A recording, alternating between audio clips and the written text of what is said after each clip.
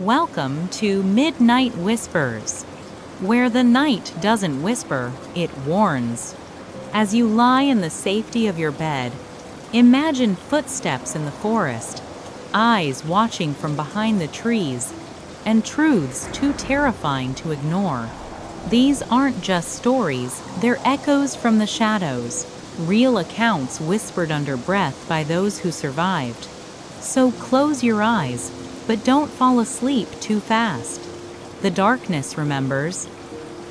Imagine driving for hours through absolute wilderness, the only sound your engine and the wind. Then, a seemingly innocent stop for gas turns into your worst nightmare, and you realize you're not alone. Not really. This story begins last year, on a solo road trip from the familiar, sprawling suburbs of Wisconsin to the wild, untamed landscapes of Montana. My schedule was brutal, designed to maximize time in Montana by minimizing travel days. A relentless night and day drive, pushing through the dark hours to avoid an extra hotel stay. I knew it would be tough, but the thought of reaching those vast, open spaces made it seem worth it. I started the engine at 7 p.m., the last rays of sunlight fading behind me. I'd meticulously double-checked my car's packing, making sure my carefully curated snacks and energy drinks were within arm's reach on the front seat. Then, I merged onto the highway, the concrete ribbon stretching endlessly before me. The first hour was a blur of city lights and small-town storefronts, but soon they gave way to the true open road. Miles melted into empty stretches of highway, bordered by an encroaching darkness that consumed everything beyond my headlights. Barely any cars passed me, a stark contrast to the bustling interstate I'd left behind. The places to stop became fewer and further between, just a lonely gas station every 15 miles or so. After an hour or two, I'd only used about a third of my gas tank. But with the roadside stops seemingly dissolving into the vast, darkening emptiness, I decided it was prudent to top off before truly entering what I knew would be the deep, rural section of the drive. The journey felt increasingly isolating, the hum of my engine the only constant companion in the profound silence of the open road.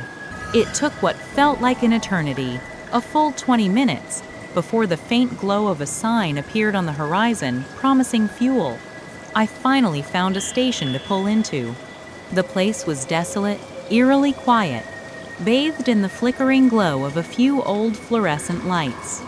Nobody else was there. It was just a really small, run-down building with 4 antiquated gas pumps.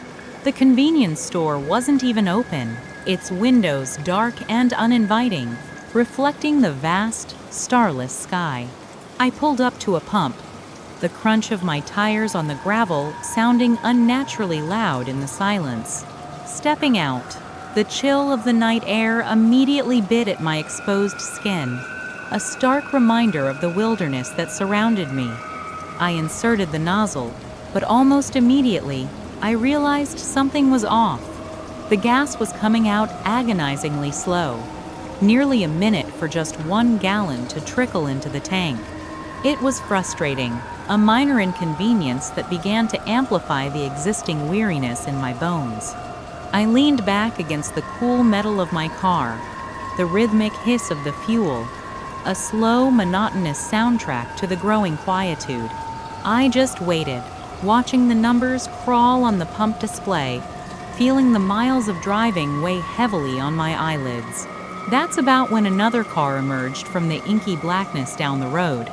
It approached at an unusual pace. The speed limit out here was 55 miles per hour, but this vehicle looked like it was crawling, maybe 20 or 30. It initially passed the gas station, a dark silhouette against the faint, distant glow of my headlights. But then, inexplicably, it began to slow down and back up. My brows furrowed. That was strange, and honestly, a bit dangerous on a single, isolated road like this in the middle of the night. It felt deliberate. Was it just a driver who had missed their turn? Or was there something more unsettling to this slow, backward maneuver. The car continued its odd reverse, then pulled into the station, parking at the pump directly behind mine.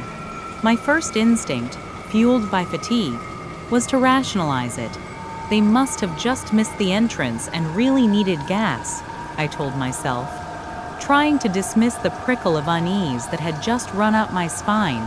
I stayed looking forward, my gaze fixed on my slow-pumping fuel, listening for the familiar click of a gas pump being removed from its holster. But after a minute of not hearing them start to pump the gas, or even move at all, a quiet alarm began to ring in my mind. The silence from behind me was profound, unnatural. My curiosity, or perhaps a growing sense of vulnerability, finally won out. I glanced over to see what they were doing, and that's when I saw him. The man was already looking at me. He was tall, dressed in a faded gray flannel and dark jeans. His posture was unsettlingly still. When I looked over, his eyes were already locked onto mine, unblinking, unreadable. There was no flicker of surprise, no polite acknowledgement, just a direct, unwavering gaze. My heart gave an odd little thump. I managed a weak, awkward smile and a quick nod, a futile attempt at a casual, friendly gesture, then immediately looked away again, focusing intently back on my gas pump, as if its slow progress was suddenly the most fascinating thing in the world. But I couldn't help but feel his eyes still burning into me, a tangible weight on the back of my head. Every fiber of my being screamed that he was still looking. The silence stretched, long and uncomfortable, punctuated only by the soft, steady trickle of fuel into my tank. After what felt like an eternity, a good 10 seconds, I finally heard the faint sound of him grabbing the pump and inserting it into his car. A wave of relief washed over me. "See," I told myself, "you're just tired. He's just getting gas. You're overthinking it. Your imagination is running wild." I was out there for another minute or so, the gas pump finally nearing completion. I decided I'd waited enough and just took the pump out, locking up my gas cap. As I did, turning slightly, I saw him again. He was still looking at me. His eyes were so dull and heavy, like he was utterly exhausted, yet at the same time unnervingly sharp, as if he'd chugged an entire pot of coffee. They held a vacant intensity that sent a fresh shiver down my spine. There was no expression, no hint of emotion, just that profound, unblinking stare. I quickly got back into my car, the door clicking shut with a comforting thud that felt like a flimsy shield. I pulled back onto the deserted road, my tires kicking up small stones in the dim light. "Weird guy," I muttered to myself, trying to dismiss the lingering unease. But the incident, however brief, had burrowed deep, a tiny seed of apprehension planted in the back of my mind. How often does a routine stop transform into a chilling premonition? Was it just exhaustion playing tricks on my mind? Or was something truly off about this man? I tried to shake off the feeling, reminding myself that weird people exist, especially out on lonely stretches of highway in the dead of night. But the thought, could I have been imagining things? Or was there an undeniable intensity to his gaze? Kept replaying in my head. At some point during the next 3 hours of the drive, the weather took a turn. The skies opened up, and it started raining heavily, the drops drumming a relentless rhythm on my windshield. I'd now been driving for 5 hours total, and it was just past midnight. The rain, combined with the profound isolation, forced me to pay even closer attention to the already demanding road, which in turn made the drive far more exhausting and utterly draining. My eyelids felt like lead. I tried desperately to stave off the fatigue, opening an energy drink and forcing down a few more snacks, but it really didn't help all that much. The energy crash was inevitable. By 1 a.m., I was past the point of tired. I just desperately needed a break, even a short one. My gas was starting to run dangerously low again, and the thought of breaking down in the middle of this rain-soaked wilderness was a terrifying prospect. That unsettling gaze was just the beginning. Little did I know, that brief, strange encounter at the first gas station was merely the prelude to a chilling cat and mouse game that would push me to my absolute limits, revealing a threat far closer than I could have ever imagined in the dead of night, forcing me to confront a terror I thought only existed in movies. The rain lashed down, my eyelids heavy. I just needed a moment of rest. But what awaited me in the quiet darkness of that abandoned gas station was far more terrifying than any road hazard. An invasion of the most personal kind, a nightmare brought to life in my own car. As the first light rain turned into a torrential downpour, the windshield wipers struggled to keep pace, blurring the already desolate highway into a smear of gray and black. I'd been driving for 5 relentless hours, pushing past midnight, and every muscle in my body screamed in protest. The relentless drumming of the rain on the roof, far from being a soothing lullaby, intensified my exhaustion, forcing me to strain my eyes even harder against the blinding spray and reduced visibility. My mind felt like a heavy fog, each passing mile stretching into an eternity. I'd tried everything, blasting the air conditioning, cranking up the radio, even desperately forcing down another energy drink and a handful of stale snacks, but nothing cut through the bone-deep fatigue that had settled in. It was a primal, all-consuming weariness that felt dangerous. By 1 a.m., I was past the point of merely being tired. I was desperate. My vision blurred at the edges, my body ached, and my gas gauge was dipping precariously low once more. The thought of breaking down in this rain-soaked, isolated wilderness, miles from any sign of civilization, sent a fresh wave of anxiety through me. I had to stop. I just needed a few minutes, maybe 30, to reset, to clear the cobwebs from my mind. I pressed on, my knuckles white on the steering wheel, peering through the rain-streaked glass, straining for any sign of a beacon in the oppressive darkness. And then, finally, a faint glow appeared on the horizon, another gas station. It looked even more run-down and desolate than the last, its sign flickering erratically, a lone sentinel against the storm.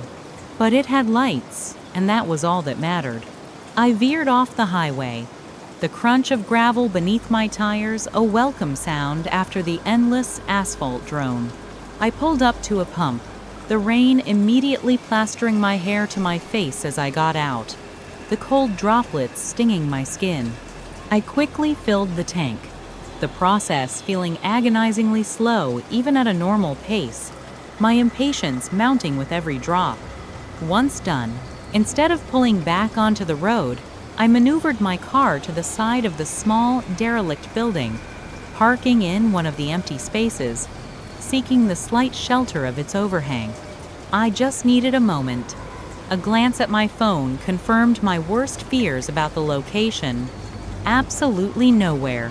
No nearby towns, just endless stretches of wilderness. The rain showed no signs of letting up. With a heavy sigh, I reclined my seat, setting a timer for a quick 30-minute nap. I desperately hoped the rain would ease by then, and I could push through the rest of the night. My eyelids, heavy as lead weights, finally surrendered to the exhaustion, and I drifted into a fitful, shallow sleep. The insistent drumming of rain against the roof was the first thing I registered as I slowly, groggily surfaced from the depths of my brief slumber. My internal alarm hadn't even gone off yet. It had only been about 25 minutes. I pushed myself upright, blinking against the lingering drowsiness, and instinctively looked out the windshield.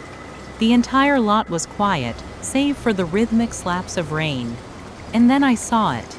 At one of the gas pumps, parked at an odd angle, was a car. My heart gave a strange, cold lurch. I leaned forward, my breath catching in my throat, pressing my face closer to the glass. It was the same car, the faded color, the distinctive shape, the rust patterns on the wheel wells. There was no mistaking it. It was the exact same vehicle from the first gas station, the one driven by the man with the unnervingly dull, heavy eyes. A wave of ice-cold dread washed over me, instantly chasing away any remnants of sleep. This couldn't be a coincidence. It was statistically impossible, out here in the middle of nowhere, for the same car to appear at 2 consecutive isolated gas stations. Something was terribly, horribly wrong. Even more unsettling, the man himself was nowhere to be seen. He wasn't in his car, nor was he anywhere outside. The lot was empty, save for his vehicle and mine.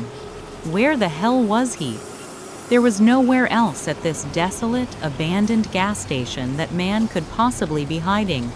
My face went pale. Every instinct screamed at me, "Get out! Now!" Asterisk. Whatever this was, I had no intention of staying to find out. My hands trembled as I fumbled for the ignition, twisting the key. The engine roared to life, a sudden, reassuring sound in the oppressive silence. I slammed the shifter into reverse, my foot hovering over the accelerator, my eyes darting frantically to my rearview mirror as I began to back out. And that's when I saw him. He wasn't behind my car, or at the pump, or emerging from the shadows. He was there, in my back seat. His eyes, those same dull, heavy, unblinking eyes, were piercing through the dark at me, a silent, terrifying presence just inches from my head. The blood drained from my face. Time seemed to stop, then warp, as the scream clawed its way up my throat, but no sound escaped. My body reacted purely on instinct. I jolted forward, slamming on the brakes, simultaneously kicking my door open with a force that sent it swinging wide. Without a second thought, I scrambled out, half falling onto the rain-slicked pavement. The car, still in reverse from my initial panic, continued to roll slowly backward, the tires hissing on the wet ground. Adrenaline surged through me, a bitter, metallic taste in my mouth. I didn't look back. I just ran. My feet pounded against the gravel, splashing through puddles, the icy rain lashing my face, blurring my vision. I didn't hear the man get out of the car. I didn't hear a door slam or footsteps behind me. Nothing. Just the slow, steady hum of my own car rolling away, carrying my terrifying passenger with it. I plunged into the dark, rain-soaked woods bordering the station, not caring about the brambles tearing at my clothes or the branches whipping my face. My heart hammered against my ribs, a desperate drumbeat against the silence of the night. After what felt like an eternity, I risked a glance back. My car continued to roll back for a few more agonizing seconds, headlights sweeping aimlessly across the trees before it suddenly stopped. And then, a second later, it jolted forward, turned, and sped away, its taillights rapidly disappearing into the stormy darkness, leaving me utterly stranded at some unknown gas station in the middle of nowhere. It was only then, as the shock began to wear off and the cold reality set in, that a fresh wave of panic hit me. My phone. It was still on the dashboard. I stood there, shivering, drenched, and numb, the rain plastering my hair to my face, taking in the full horror of the situation. Stranded. Alone. In the dark. No phone. But then, as my eyes scanned the deserted lot, another detail registered. He just left his car, the dark, familiar sedan from the first gas station. It sat there, abandoned at the pump, idling quietly. Driven by a desperate, illogical shred of hope, I cautiously walked over. The door was unlocked. The keys were still in the ignition. And by some astonishing stroke of luck, lying on the passenger seat floor, was a phone. It was locked, but I could still access the emergency call feature. I quickly dialed 911. My voice, when it came out, was a raw, shaky whisper. At the time, in my shock, I just assumed whoever stole my vehicle was stupid, leaving their own car behind. But the chilling truth, as revealed by the subsequent police investigation, was far more complex and insidious. This car wasn't his. It was also stolen. Everything inside it, random groceries, a worn jacket, belonged to someone else. Someone the man had done the exact same thing to. Though, from what investigators cautiously implied, that previous victim wasn't as lucky to get out completely unharmed. The police theorized that the assailant hadn't intended for me to see him in the back seat. His plan, they suspected, was to wait until we were already on the desolate road, miles from any possible help, before making his terrifying presence known. The sheer chilling audacity of it, the cold calculation. Who knows what his ultimate goal was? Kidnapping? Something far worse? He was never found. Neither was my car. The motive, the fate of other victims, the true identity of this shadowy figure, all remained a terrifying, unresolved mystery, hanging in the air like a phantom threat. What would you do in that situation, completely alone and disconnected, facing an unknown predator with such a chilling lack of discernible motive? Being stranded and robbed was a terrifying physical ordeal, a raw confrontation with danger. But the psychological impact of knowing such threats exist, not just on desolate roads, but also in the vastness of the digital world, is a different kind of terror. And that's why, before we continue with more chilling tales of unexpected encounters, I need to talk about something crucial for your safety and peace of mind in this increasingly interconnected yet vulnerable world. We just left off with an almost unbelievable scenario. Being stranded in the middle of nowhere, your vehicle stolen by a stranger who was literally lurking in your own back seat. That raw confrontation with danger on the road, the feeling of utter helplessness and invasion, it makes you realize how truly fragile your safety can be, doesn't it? The world can feel incredibly unpredictable, and threats, both seen and unseen, can emerge from the most unexpected places. But what if I told you that same insidious feeling of vulnerability, that chilling invasion of your personal space and security, is silently stalking you right now? Not on a lonely highway, but in the vast, unseen digital landscape? We've heard about the dangers lurking in the shadows and on lonely roads. But what about the silent threats that steal your identity and financial security from behind a screen? This part is about arming yourself against those unseen digital attackers. Because true safety starts with knowing you're protected, both physically and virtually. Consider for a moment how deeply ingrained our digital lives have become. Every single day, we pour our most intimate details online. Our full names, home addresses, birthdays, phone numbers, email addresses, even sensitive financial details, and, yes, our social security numbers. Every online purchase you make, every app you download, every social media profile you create, even just browsing the web. Each action leaves a trail, a digital footprint that, unfortunately, can be exploited.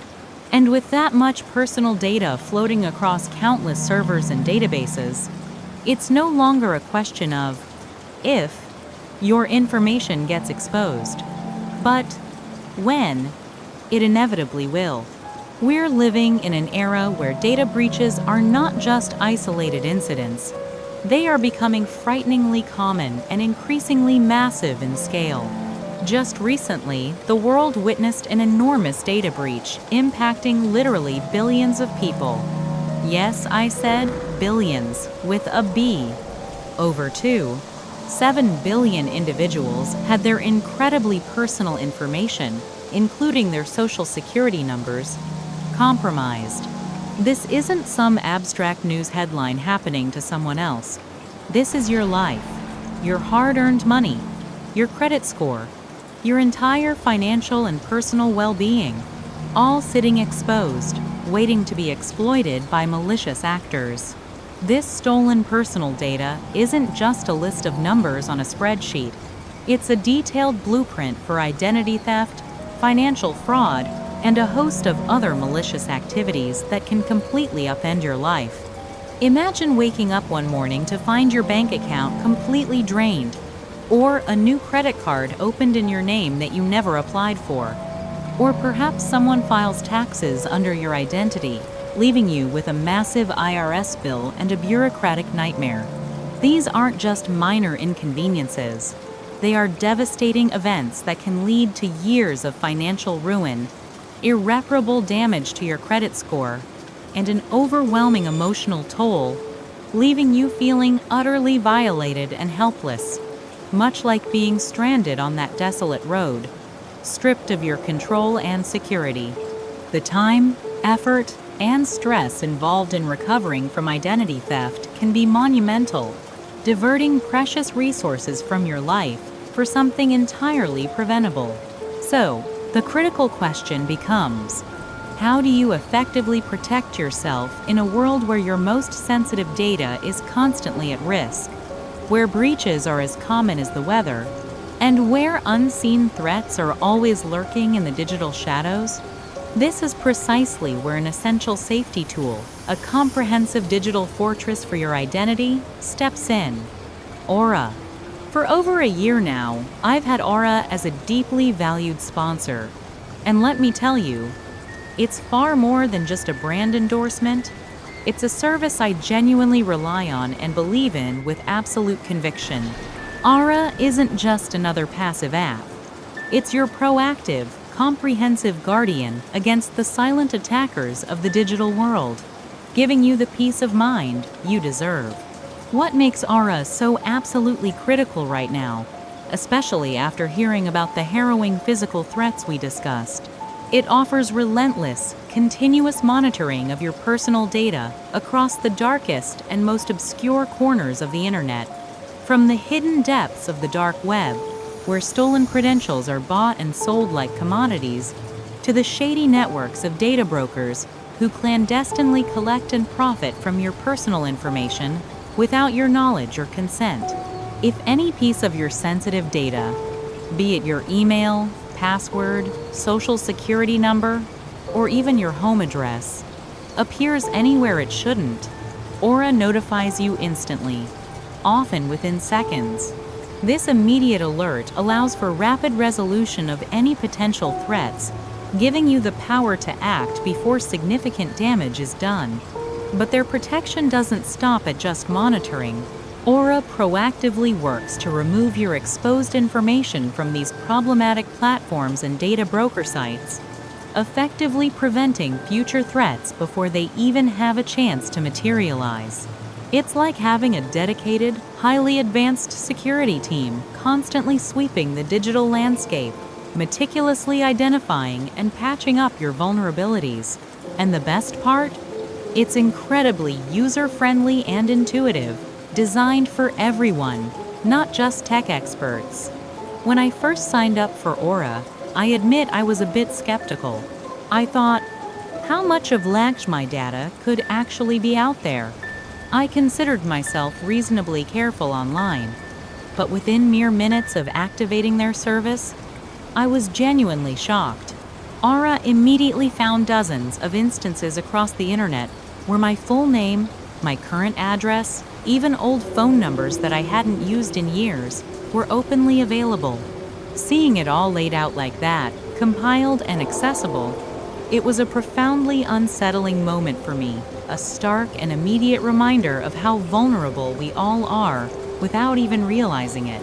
But then, almost miraculously, in just a couple of minutes, Aura started systematically clearing all of it. Just like that. It was incredibly easy, requiring minimal effort on my part, and the profound peace of mind it brought was absolutely invaluable.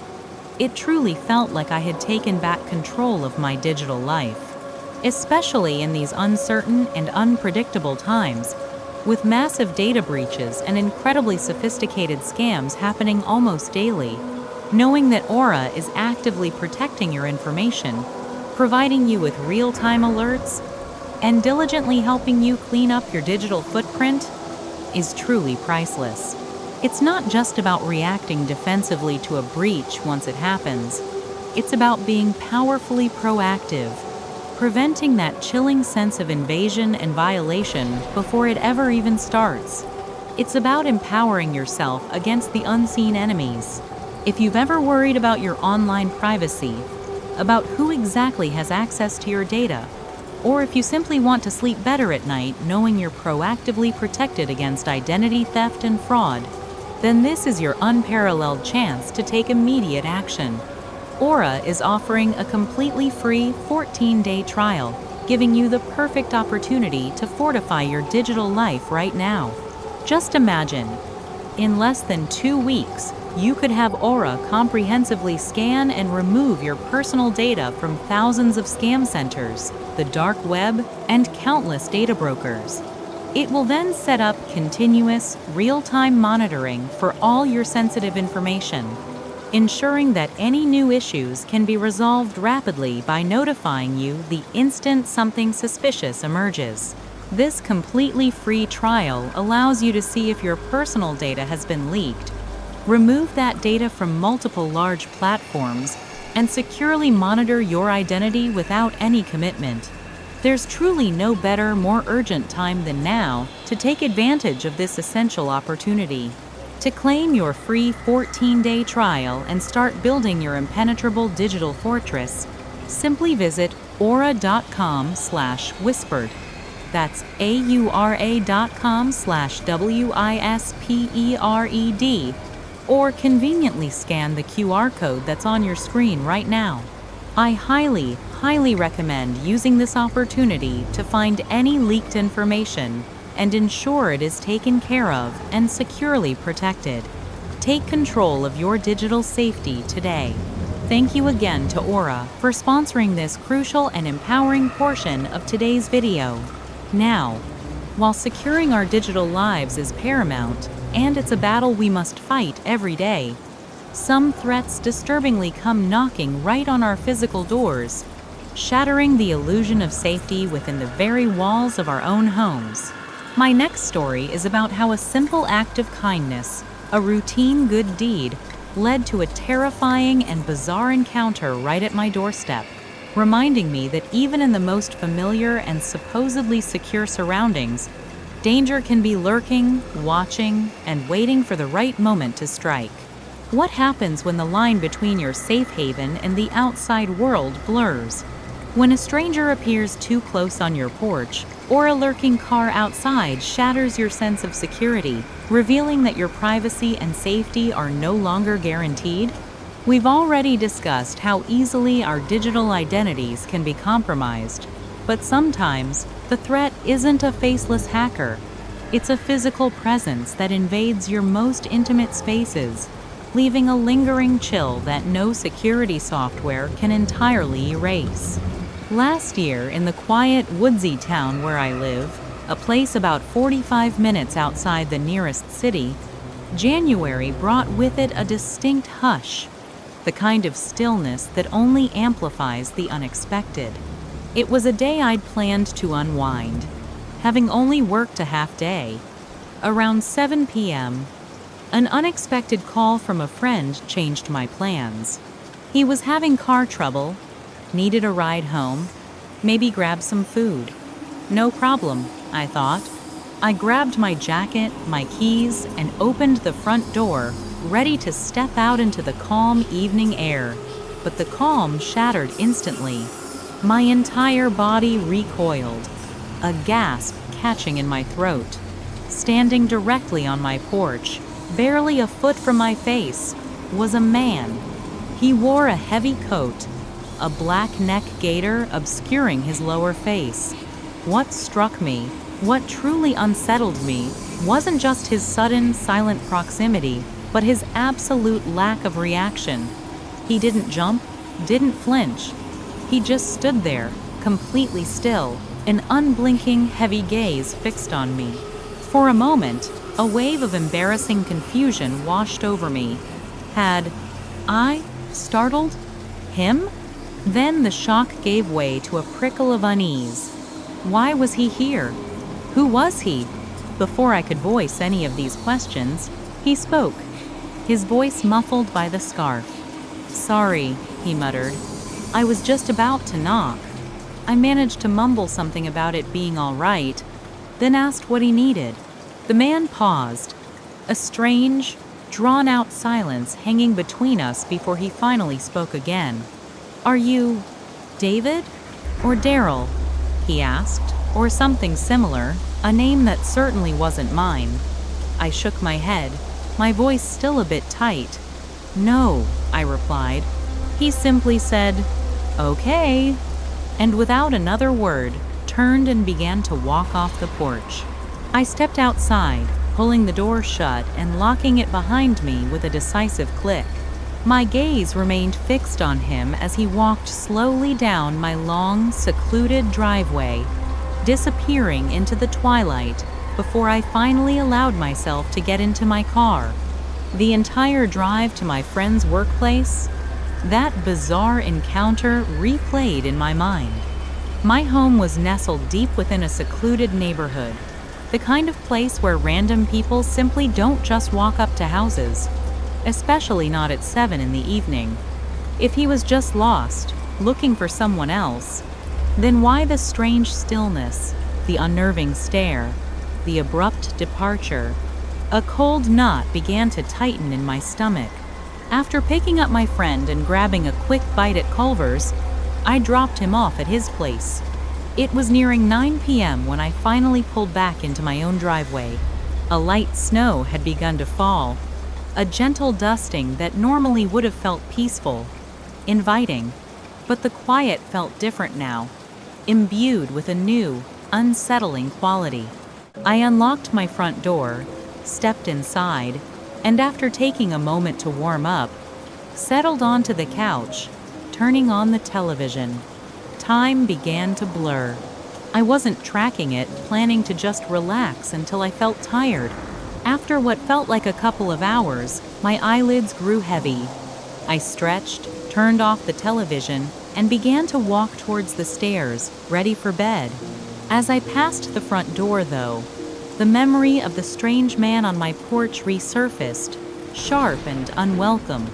I'd almost forgotten about it, dismissed it as a fleeting oddity, but now it clawed at me. A sudden, irrational need to check. I walked to the door, peering through the peephole. The porch was empty. The night outside still appeared calm, the snow falling softly. No wind. But then my eyes caught something. A faint line of disturbed snow stretching across the driveway. It wasn't immediately clear through the peephole, so a strange compulsion made me unlatch the door and open it a crack, just enough to get a better look. There, etched into the thin, pristine layer of fresh snow, were undeniable shoe prints. They clearly led all the way up the driveway from the road, skirted around my car, then veered off into the yard, disappearing where the dense trees began to block my view. My heart hammered against my ribs. The unnerving stillness of the man on my porch, his strange, vacant eyes, his question about David or Daryl, it all coalesced into a chilling realization. This wasn't just a lost wanderer. These prints, disappearing into the woods, around my house, spoke of something far more sinister, a violation. I slammed the door shut, locking it with a desperate click. The thought that this might be the same person, that they hadn't just left but had been watching, maybe even circling my home, sent shivers down my spine. My supposedly safe sanctuary felt compromised, infiltrated by an unseen shadow. I found myself pacing, constantly glancing out the windows, the sense of dread building with every passing minute. My earlier interaction with the man, in hindsight, felt less like a simple mistake and more like a probing, an assessment. It was enough to override my usual composure. I picked up my phone, dialing 911, explaining the bizarre encounter and the disturbing discovery of the prints. As I spoke, a faint, almost imperceptible sound seemed to drift from outside. Every time I paused, straining to listen, it would vanish. The operator must have thought I was losing my mind. But the subtle, unsettling knowledge that someone had been here, lingering, watching, was enough to keep me on edge, making every creak of the house, every whisper of the wind, feel like a malevolent presence. This chilling realization that your home isn't the sanctuary you thought, that someone might be watching your movements, is a truly terrifying thought. What would you do if you found evidence that a stranger knew your routine or was actively surveilling your home, shattering that fundamental sense of safety? This feeling of being watched, of having your personal space invaded, is a profound violation. It's a terror that settles deep in your bones, reminding you how fragile your sense of security can be, even in your own home. And it wasn't the last time I'd encounter this unsettling feeling. Just a few months later, another situation unfolded that would push me to the very edge of what I thought possible.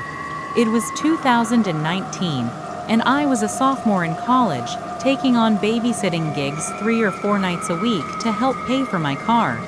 For about a month, I'd been watching a specific 3-year-old boy once a week for a soft-spoken, friendly couple. They always left around the child's bedtime, so my main job was just to make sure he stayed asleep and was safe while they were gone, usually for 4 or 5 hours. This particular night, I pulled into their driveway around 8 p.m. The parents greeted me, mentioned the little boy was already asleep in his room, thanked me, and then left. I never really asked what they did on these late-night outings, though I think they once vaguely mentioned going to the city, maybe for a date night. I put my bag down, did my usual quick walkthrough of the house, and then settled onto a chair in the living room. They always told me to make myself at home, watch television, cook dinner, whatever, but usually I just scrolled on my phone, occasionally walking by the child's room to ensure he was still sound asleep. Less than an hour into my shift, my phone buzzed with an incoming call. It was the mother. Naturally, I answered, but a wave of confusion washed over me when her first question was, "Did you just call me?" I paused, baffled. "No," I replied. "I'm still at the house. Everything's fine. I haven't called for anything." She explained she'd received a call from an unsaved number, but when she answered, there was just silence on the other end. She'd thought maybe I'd gotten a new phone or was using a different one, and the call hadn't come through correctly. I assured her again that we were all good, and she said, "Okay," before hanging up. I didn't think much of it. Just a concerned parent being a concerned parent, wanting to double-check. I did another quick check on the boy, confirmed he was still sleeping peacefully, and then settled back onto the chair, resuming my phone scrolling. About 20 minutes later, I was still engrossed in a video on my phone when my peripheral vision caught something. Headlights. They pierced through the cracks in the front window blinds, painting shifting patterns on the living room wall. My first thought was that it was just a neighbor pulling into their driveway. But a couple of minutes passed, and the light didn't vanish. It lingered. A prickle of unease started to form. I got up quietly and carefully, peeking out through a tiny gap in the blinds. There, parked directly out front of the house by the curb, was a dark gray sedan. It looked old, a bit rusty, and its windows were completely blacked out, giving it an ominous, faceless quality. I was so focused on the car, on its strange stillness and unsettling appearance, that it took me a moment to notice him. Standing a few feet from the car, closer to the end of the driveway near the sidewalk, was a man. He was simply standing there, looking up directly at the house I was in. My concern deepened into a tangible knot of fear. I didn't want to confront him. This wasn't my house, and I was responsible for a sleeping child. So, I just watched, my heart thudding softly in my chest, hoping he'd leave. After a long, tense minute, he finally walked back to his car and got in. I exhaled, a small wave of relief washing over me. But that relief was short-lived. Instead of driving off normally, he pulled away very slowly, almost deliberately. His headlights moved down the road, flickering in and out between the trees. But then they stopped again. I could still see the distinct glow of the light between the trees, far down the road, perfectly still. Then, abruptly, it extinguished, like he had parked and gotten out. Was it someone visiting a neighbor, just mixed up on the address numbers? That was the rational explanation I tried to cling to, but the way he'd been standing, the slow, lingering departure, the abrupt stop, and the lights cutting out, it felt like something far more deliberate, far more unsettling. I stayed by the window for a good 5 minutes, straining my eyes into the darkness, but I never saw the man return to the house. I tried to convince myself it was just a weird coincidence, a bizarre series of events. I walked back to the chair in the living room, a creeping sense of vulnerability settling over me. I thought about texting the parents, but I didn't want to worry them about something that was, after all, likely nothing. Plus, what difference would it make? I decided to turn the television on, keeping the volume low to avoid waking the child. A few minutes in, I even found myself opening the blinds fully, a strange mix of bravado and a desperate need to see if anything was out there. An hour and a half, maybe even 2 hours passed. Nothing happened. The television hummed softly. I waited in the living room, battling the heavy weight of sleep, my eyes growing heavier and heavier. I could feel myself drifting, half asleep, partially spaced out, my eyes only partially open. But through that haze of exhaustion, a subtle, almost imperceptible sound broke through. A light thump. It wasn't enough to fully wake me, not at first. But then, I heard it again. The feeling of being watched, of someone knowing your movements, is chilling enough. But what happens when that silent threat decides to break through the metaphorical and literal barriers, transforming a sense of unease into a desperate, immediate fight for survival with innocent lives on the line? That's what happened next, in an escalation I could never have prepared for, turning a routine night into a living nightmare. The gentle thump turned into a violent crash. The shadow at the window became a man with a knife, and the quiet night transformed into a desperate dash for life. With a child's safety balanced precariously in my arms, seconds from disaster. My eyes snapped wide open, every nerve ending screaming. The soft, almost imperceptible thump I'd heard moments ago in my half-asleep state had intensified, resonating through the floorboards. It was no longer a gentle knock. It was a heavy, deliberate impact. Thud. Asterisk. My heart hammered against my ribs, a frantic drumbeat against the unsettling silence of the house. I scrambled off the chair, adrenaline jolting me awake as another deafening crack echoed through the hallway.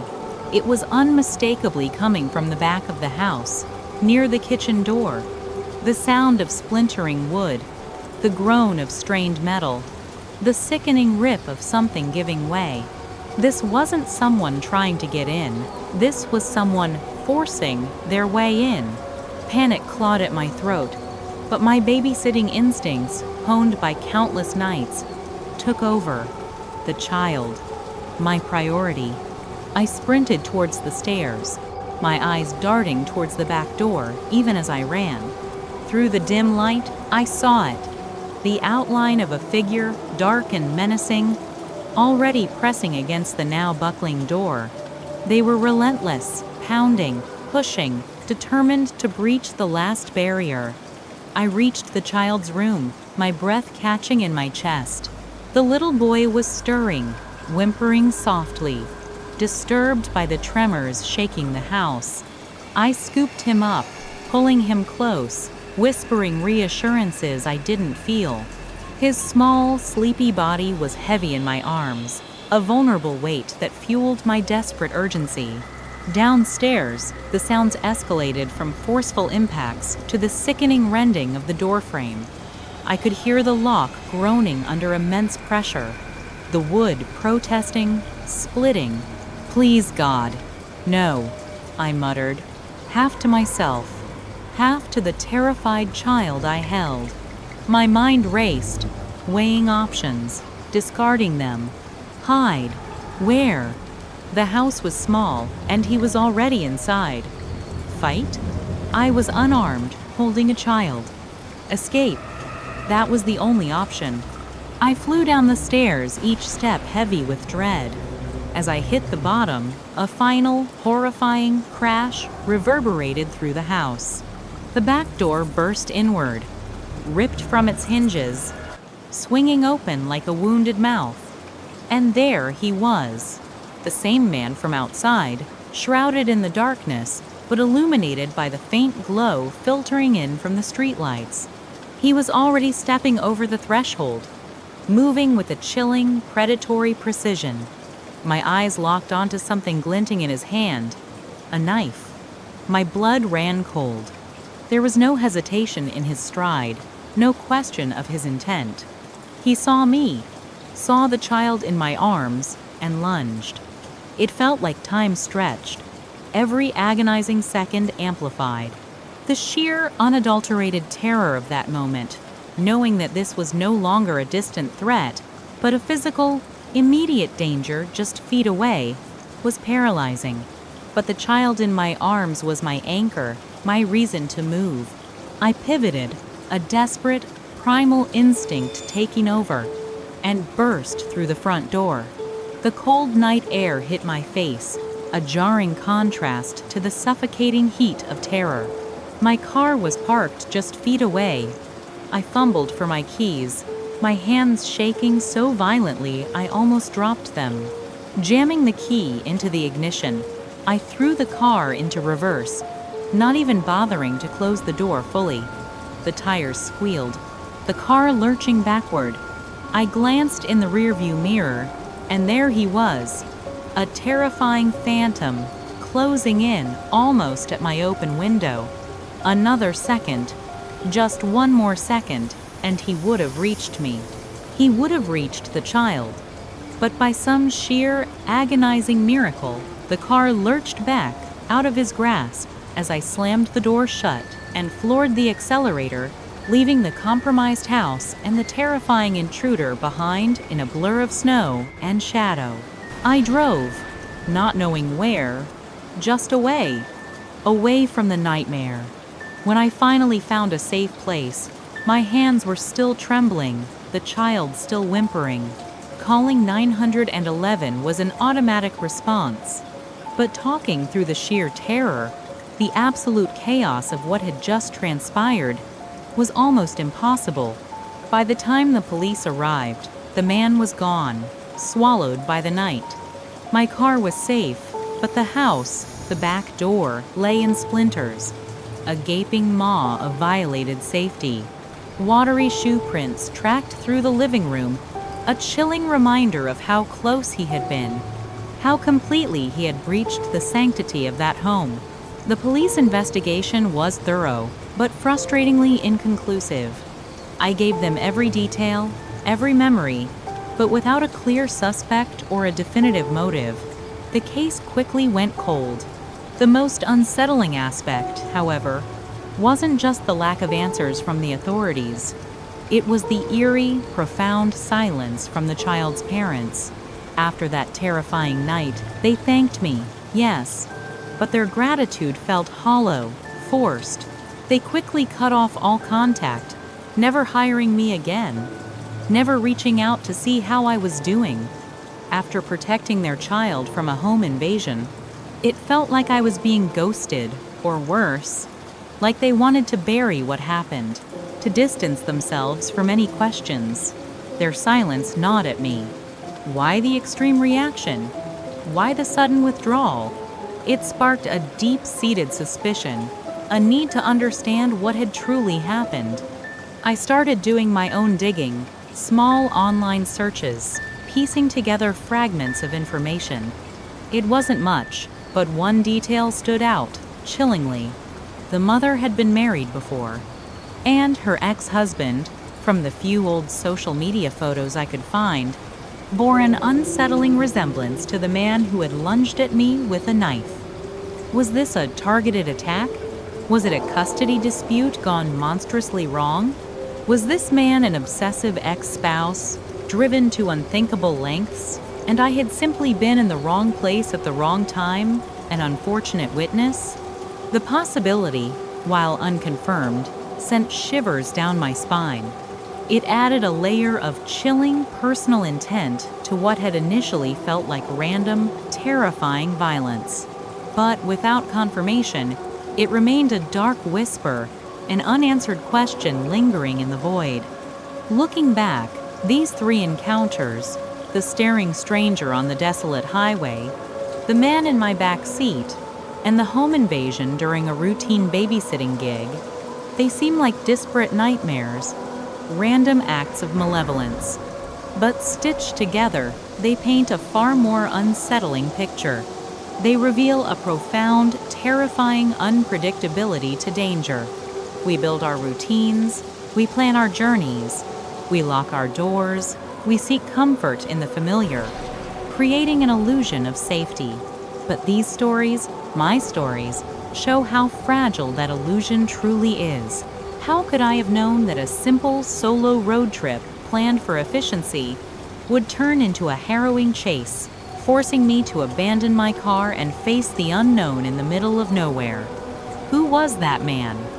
What were his intentions? And why did he leave his own stolen vehicle? We still don't know. Then, the uninvited visitor on my porch, a seemingly innocuous mistake that escalated into a chilling realization that my home, my sanctuary, was being watched, scouted. Someone knew my routine, my movements. Why? Was it the same person? We still don't know. And finally, the babysitting incident. A night meant for quiet responsibility, shattered by a violent breach. An abduction attempt so close to success.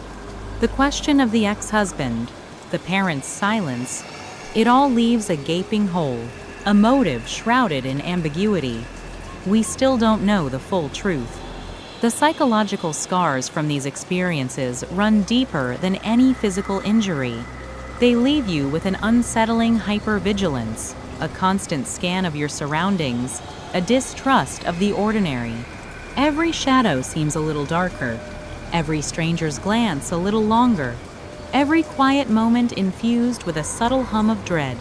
It's a constant reminder that malevolence doesn't always announce itself with flashing lights or obvious threats. Sometimes, it creeps in silently, cloaked in normalcy, until it's too late. Perhaps the most terrifying truth that these stories underscore is the enduring mystery of human malevolence. Some questions, some chilling whys, may never be answered. We might never truly comprehend the darkness that can lurk just beneath the surface of everyday life, waiting for its moment to strike. So, what would you do in situations like these? Completely alone, disconnected, with the line between safety and danger blurring in an instant. It forces us to confront our own vulnerability, to understand that vigilance isn't just a choice, it's a necessity in a world where the monsters don't always hide in the shadows, but walk among us, their motives forever obscured, leaving only questions and the chilling realization that safety is often just an illusion, fragile and fleeting.